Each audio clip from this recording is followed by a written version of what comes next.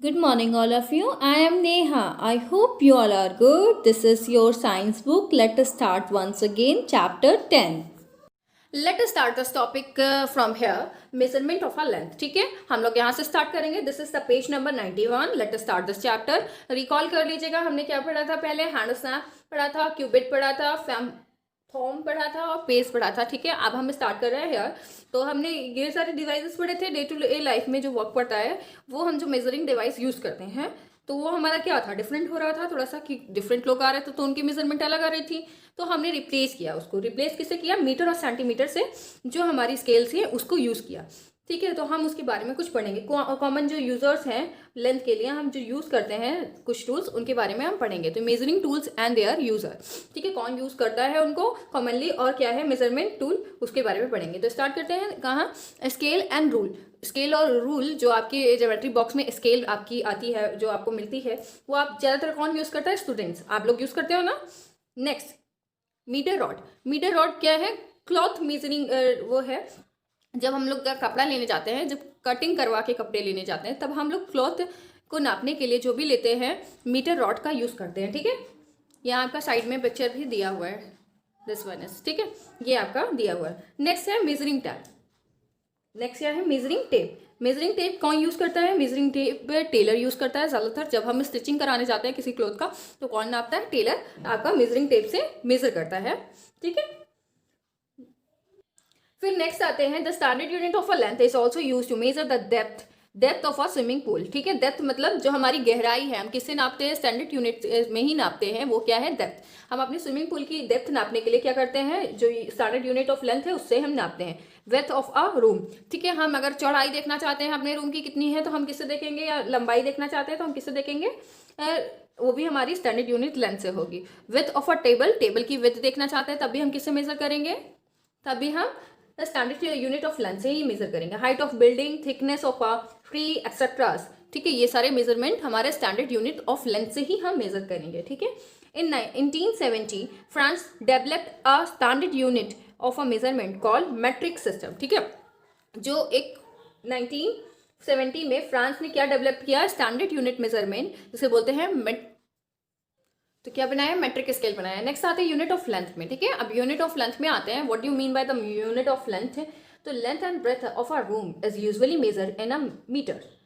To measure the distance between two cities, kilometer is use as a unit of measurement. ठीक है, जब हम किसी रूम या किसी जैसे बोलते हैं लंबाई या चौड़ाई हम नापते हैं किसी रूम की, तो हम किस में नापते हैं? मीटर में नापते हैं। कपड़ा नापते हैं, मीटर में नापते हैं। लेकिन अगर हमें एक जगह से दूसरी सिटी की मेजरमेंट लेनी हो तो हम मीटर में नहीं नापते, तब हम क्या यूज़ करते हैं? किलोमीटर यूज़ करते हैं। ठीक है, उसके बाद क्या है?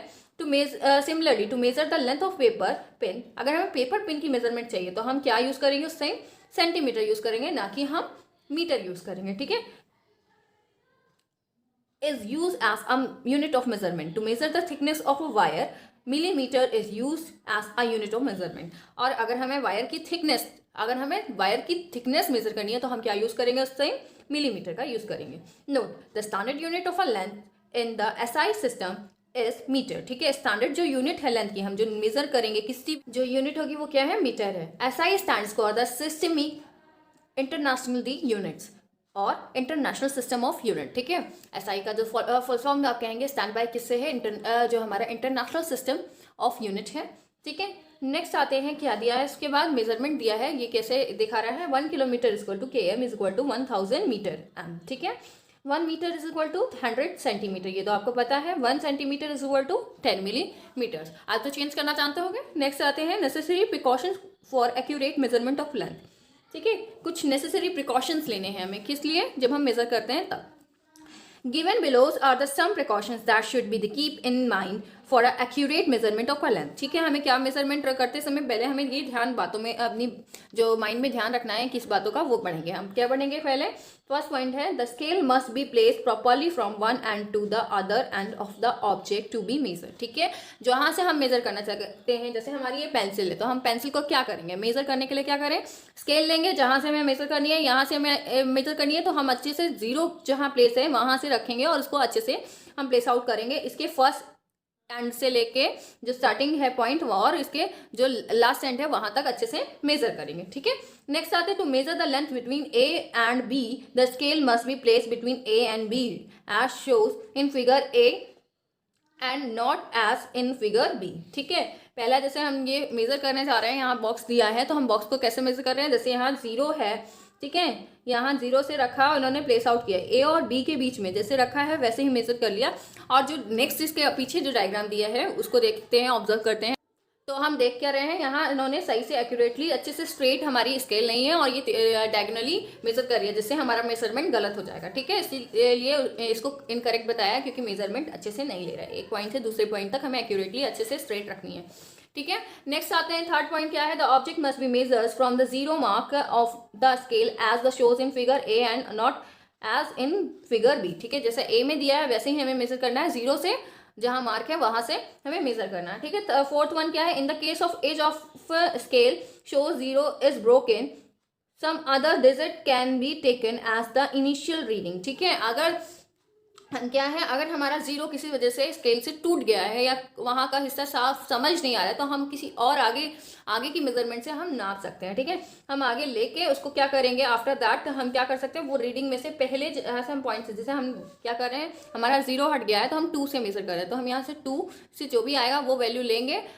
अगर यहाँ से 8 आता है तो हमने मेजर कर लिया, और 2 से हमने मेजर किया है ना, 0 नहीं है हमारे पास तो हमने 2 से मेजर किया, 8 तक आया ये पेंसिल की मेजरमेंट, तो हम क्या करेंगे, इसको उसमें से जो आया है 8 में से 2 माइनस कर देंगे, ठीक है। ऐसा एग्जाम्पल नीचे भी दिया है, आप अच्छे से वेरीफाई कर सकते हो। जरा सा रीड कर लेते हैं एग्जाम्पल, ठीक है। नीचे दिया है, but you must be remember to subtract the initial reading from the reading at the one other end to get the accurate length of the object. हमें एक्यूरेट लेंथ चाहिए तो हम क्या करेंगे, उस ऑब्जेक्ट में से जो हमारा मेजरमेंट आया है उसमें से हम जहाँ से मेजर कर रहे थे उतना पॉइंट हम क्या कर देंगे, माइनस कर देंगे, तो हमें एक्यूरेट वैल्यू पता चल जाएगी। For example, if 0 to 1 centimeter of the scale is broken, the length of the block can be measured from the 1 centimeter। अगर 0 से 1 वाला जो हिस्सा है वो टूट गया है तो हम कहाँ से मेजर कर रहे हैं, 1 से मेजर कर रहे हैं। But you can sure that the 1 is the deducted from the total length of the block. जो भी हम मेजर कर रहे हैं ब्लॉक को, तो उसमें से हम क्या करेंगे, 1 माइनस कर देंगे, क्योंकि हम 0 से नहीं 1 से मेजर कर रहे हैं। फिर क्या होगा, Thus, if the reading is on the other end of the block is 3 centimeter, अगर 3 centimeter हमारा आंसर आ रहा तो उसमें से हम 3 में से क्या करेंगे, तो एक्चुअल लेंथ जानने के लिए हम क्या करेंगे, 3 - 1 जो आएगा आंसर वो हम लिखेंगे, ठीक है। ये दिया है और ये दिया है, आपको डायग्राम दिख रहा है ना, ये और ये अच्छे से देख लीजिए, इसको आप कॉपी में बना लीजिएगा, ठीक है, और ये एग्जाम्पल लिख लीजिएगा। नेक्स्ट आते हैं क्या, error in the measurement. Error in the measurement कैसे, firstly error due to the wrong placement of the scale. Error कब दिखता है, जब हम रॉन्ग प्लेसमेंट करते हैं तब हमें एरर दिखता है, ठीक है। जो हमारा आगे दिया है वो पढ़ते हैं, if the scale is not place exactly parallel to the length which is to be measured, the measure length will be not accurate, ठीक है। अगर हम क्या करें, स्केल को एकदम पैरेलल नहीं रखेंगे, जिस पोजीशन में है हमें जो मेजर करना है उसको स्केल के पैरेलल रखना होगा, तभी हमारी जो होगी क्या बोलते हैं मेजरमेंट होगी वो एक्यूरेट आएगी, ठीक है। नेक्स्ट आता है पैरेलैक्स एरर। पैरेलैक्स एरर क्या होता है, if you major the length using the different position you of the I over the scale. अगर हम मेजर कर रहे हो और हम क्या कर रहे हो, अलग अलग साइड से हम क्या कर रहे हो, व्यू कर रहे हो, जैसे पहले यहाँ से देखा, फिर यहाँ से देखा, फिर यहाँ से देखा, तो क्या होगा, you will get the different measurement each time. तो क्या दिखेगा आपको, अलग अलग मेजरमेंट दिखेगा, तो इसलिए एक्यूरेट रख के आई तभी मेजर करना चाहिए। This types of error is reading measurement is called the parallax error. इसको क्या बोलते हैं, पैरेलैक्स एरर भी बोलते हैं। क्यों, क्योंकि आपने अलग अलग जगह से क्या किया, ऑब्जर्व किया। To avoiding this types of error keep your eye vertically above the point. क्या करना है, अगर आपको जब देखना है मेजरमेंट तो क्या करेंगे आप, तो आप क्या देखोगे, कैसे हॉरिजेंटली नहीं देखना है, क्या है, अगर हॉरिजेंटली आपका मेजरमेंट आया ना तो आप क्या करोगे, उसके सामने मतलब ऊपर साइड जो है वहां पे आप क्या करोगे, ऑब्जर्व करोगे, मतलब आपको सीधे देखना है, टेढ़ा मेढ़ा नहीं देखना है, तो अभी आपको मेजरमेंट एक्यूरेटली मिलेगा, ठीक है। एक्टिविटी 4 है, आप रीड करोगे। नेक्स्ट आते हैं हम एक्टिविटी 4, आप क्या करोगे, रीड करोगे। इसमें क्या है मैं क्लियरली आपको समझा देती हूँ।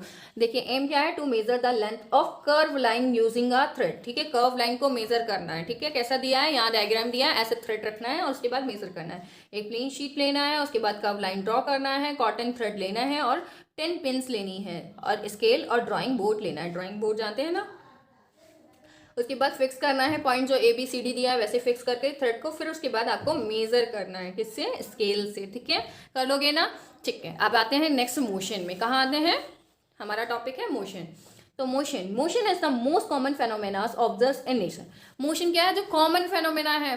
कॉमन फेनोमेना क्या ऑब्जर्व करते हैं हम नेचर में, हर जगह मोशन जो हमें मिलता है। Planet moves around the sun, the moon moves around the earth, waterfalls, window blow, animal move from one place to another. ये दीज आर द मोशंस। तो मोशन क्या है, एक जगह से हम कुछ भी कर रहे हैं, उसमें अगर कुछ भी हमें चेंजेस दिख रहे हैं तो हर चीज़ क्या है, वो क्या परफॉर्म कर रही है, मोशन परफॉर्म कर रही है।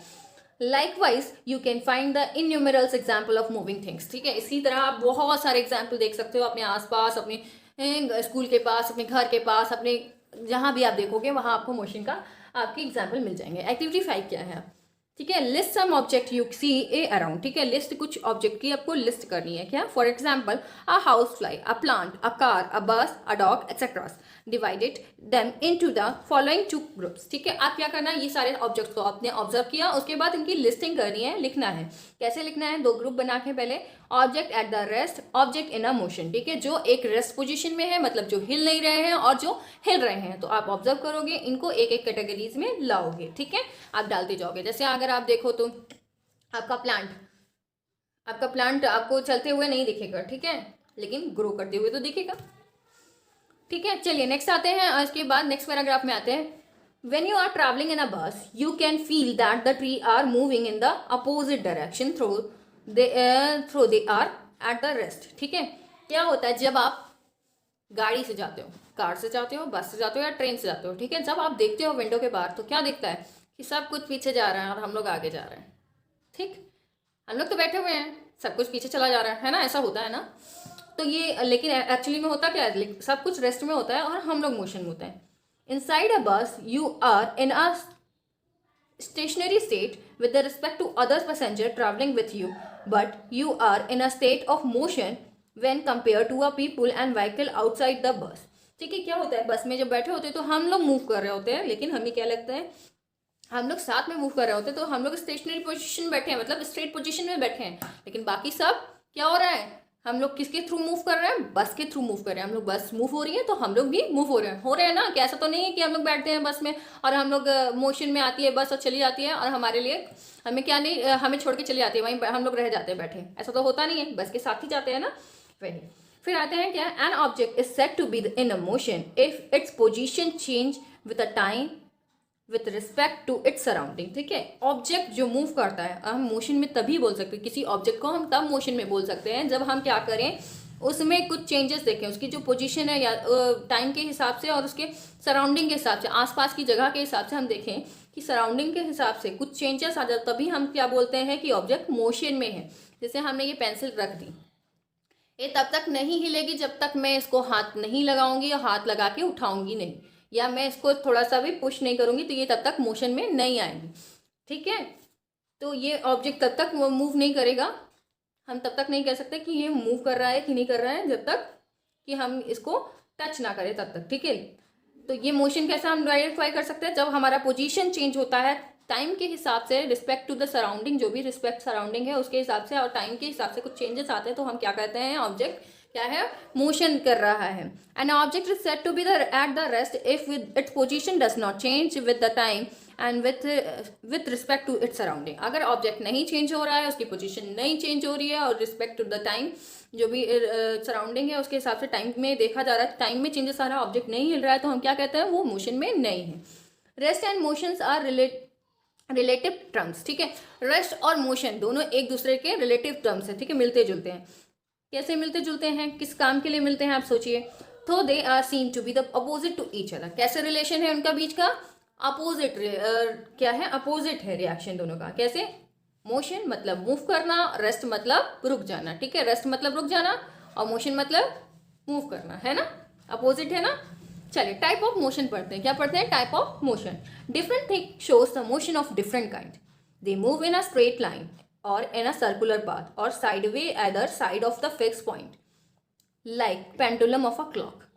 Thus, a object can be shows the following kinds of motion. ठीक है, अब मैं क्या देखा, मूवमेंट कभी सीधा हो सकता है, कभी सर्कुलर पाथ में हो सकता है, कभी पेंडुलम फॉर्म में हो सकता है, ऐसा भी होता है एक जगह फिक्स हो एक साइड से मूव कर रहा हो, बहुत सारे मोशन होते हैं।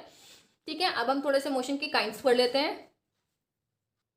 तो नेक्स्ट हम कहाँ आ गए हैं, ट्रांसलेटरी मोशन में आ गए। ट्रांसलेटरी मोशन क्या है, आकार और a shape moves as a whole, all the parts of which make a car or a ships move the same distance in the same interval of time।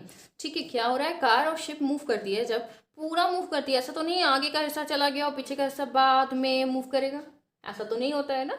इसीलिए जो क्या हो रहा है, तो ऑल पार्ट जो उसका कार का या शिप का है तो वो मूव करेगा एक साथ। ठीक है, उसी टाइम ऑफ इंटरवल में मूव करता है।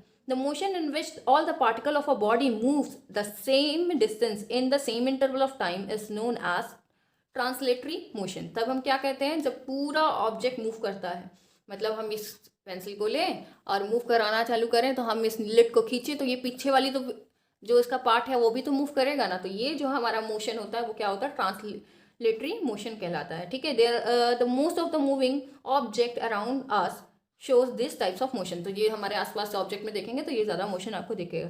There are the two types of translatory motion, आपका कौन कौन सा है, लीनियर और लीनियर मोशन कहते हैं। लीनियर या लीनियर मोशन कहा जाता है। The motion along the straight line is called linear और rectilinear motion.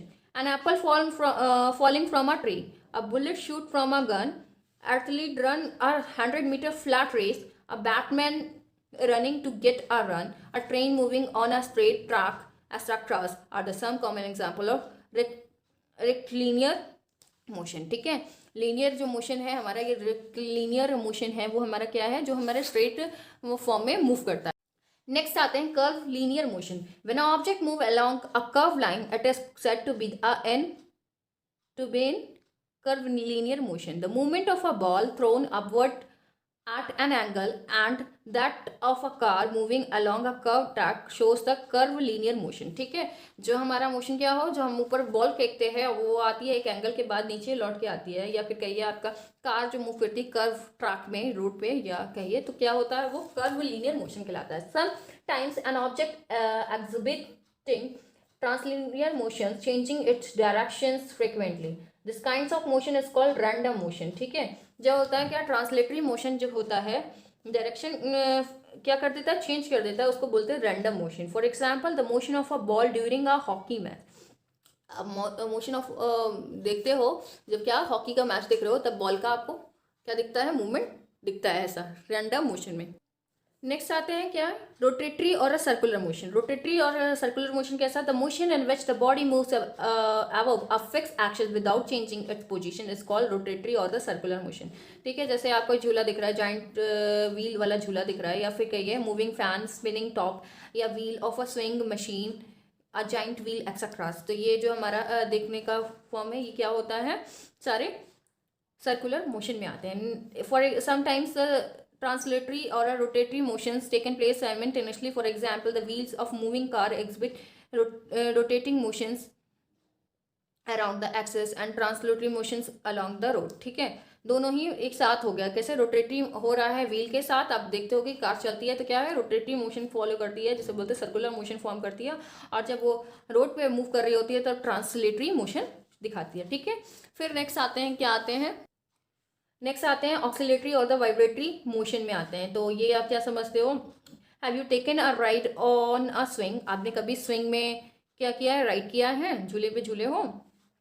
You start with a position of a rest and move to और and fro while the changing the direction you pass through the state of rest. ठीक है, क्या होता है, आप state से क्या होता है, रेस्ट पोजीशन से आप मूव करना स्टार्ट करते हो और स्विंग करते हो, पोजीशन डायरेक्शन चेंज नहीं होता और वो स्विंग करता रहता है, फिर उसके बाद आप रेस्ट मोशन में आ जाते हो।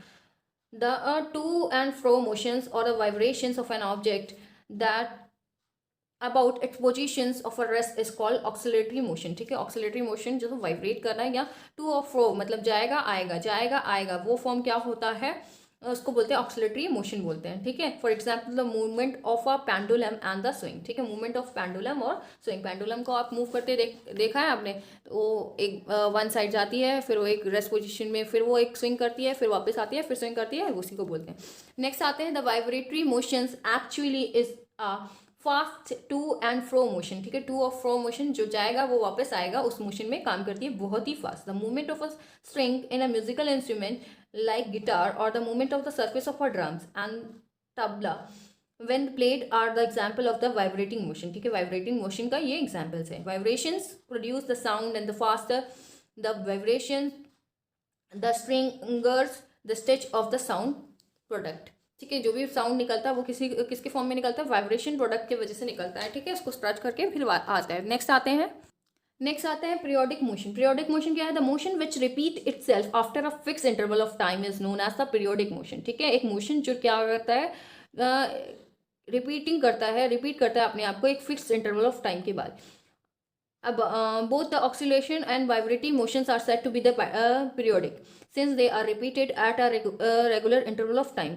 Heart beat is also a periodic motion, ठीक है। हार्ट बीट हमारा क्या है, periodic motion. The movement of a planet around the sun, the motion of the motion of the moon around the earth and the hand of a clock exhibit periodic motion. तो ये सारी चीजें क्या करती है, पीरियोडिक मोशन करती है। The motion which repeat itself but not at a fix interval of time is known as non periodic motion, ठीक है। एक मोशन में फॉर्म करना लेकिन उसको फिर वापस इंटरवल ऑफ टाइम में फिर से रिपीट नहीं करती है, तो वो क्या होता है, नॉन पीरियोडिक मोशन कहलाता है। For example swinging arms during the walking. Swinging arms जब हिलाते हैं हम लोग, क्या करते हैं, तो वो क्या होता है, चलता तो है लेकिन वो सीक्वेंस इंटरवल ऑफ टाइम पे नहीं करता। अ football players runs on a ground, a ball rolling on a ground etcetera, ठीक है। ये हमारा नॉन पीरियोडिक मोशन है। यूनिफॉर्म मोशन क्या होता है बताएं, when a body covered regular distance in a regular interval of time along a straight line it exhibits uniform motion, ठीक है। क्या, जब हम एक बॉडी को कवर करता है, एक डिस्टेंस कवर करता है एक इक्वल इंटरवल ऑफ टाइम में, तो वो स्ट्रेट लाइन में, ठीक है, वो क्या कहलाता है, uniform motion. For example an aeroplane fly in a particular direction at a constant speed, a train moving in a particular direction at a constant speed shows a uniform motion, ठीक है। कैसे, हमने जिस स्पीड में चालू किया हम उसी स्पीड में मूव कर रहे हैं, लेकिन हम क्या कर रहे हैं, हमारी जो बॉडी है वो मूव कर रही है एक स्ट्रेट फॉर्म में, तो हम क्या कहते हैं, उसको क्या कहते हैं, यूनिफॉर्म मोशन कहते हैं, ठीक है। When a body travel unequal distance in an equal interval of time along a straight line, it exhibit non uniform motion, ठीक है। तब उसको क्या बोलते हैं, नॉन यूनिफॉर्म मोशन। एक डिस्टेंस हमारी जो अनइक्वल डिस्टेंस है कि और इक्वल टाइम में हम वही काम कर रहे हैं, मतलब अगर हमें 2 किलोमीटर जाना था, हम 1 किलोमीटर जा रहे हैं, टाइम हमारा 1 घंटा ही लग रहा है, तो हमारा क्या है, वो नॉन यूनिफॉर्म मोशन है। For example a vehicle on a busy road, क्या हो रहा है, एक व्हीकल जो बिजी रोड में होती है वो क्या होती है, नॉन यूनिफॉर्म मोशन शो करती है। Blinking of eyes and a football moving on a ground, ठीक है। एक्टिविटी 6 है, क्या है एक्टिविटी 6 आपके लिए, given below a list something moving object का लिस्ट दिया, name of the kind motion exhibit bye them, कौन सा मोशन ये काम कर रहा है ये आपको बताना है। Wheel, spoke of the bicycle, earth, pendulum, swing, needle. तो ये सारे का आप आंसर करोगे, एक्टिविटी कर लीजिएगा, complete your work. Thank you.